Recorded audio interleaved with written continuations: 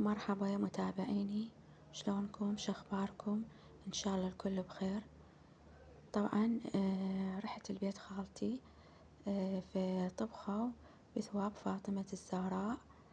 فأختي طبخت هذا الطبخ، الحشوة والتمن هي وحماها، وجهزنا الموز وجهزنا البرتقال وجهزنا السفن.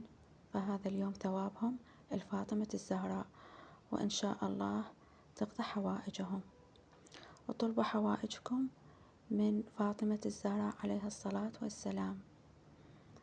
هنا سكونة ساعدتنا، جهزت البرتقال والموز والسفين، فكله جيزناه.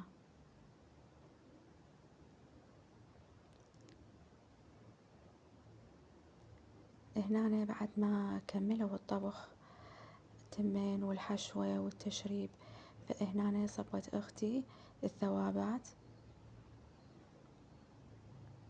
ووزعوا بثواب فاطمة الزهراء. اطلبوا حوائجكم من فاطمة الزهراء، وإن شاء الله حوائجكم مقضية.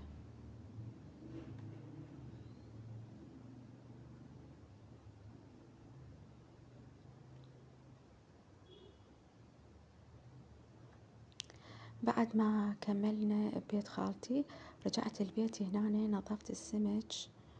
طبعا هذا قشرته وقطعته. هاي اللي مقطعتها طبعا اني اسويها مرق، والباقي لا، اخليه على التمن.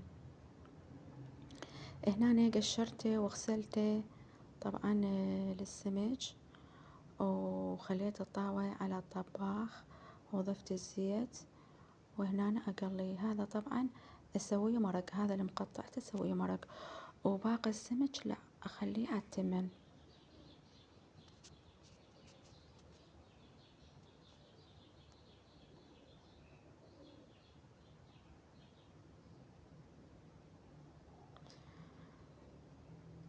شكرا متابعيني على تعليقاتكم الحلوة.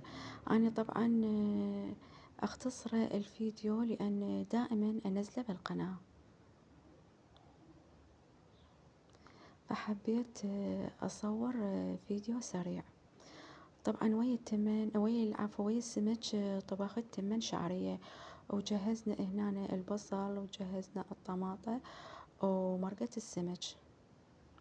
ساهمكم العافية حبايب قلبي.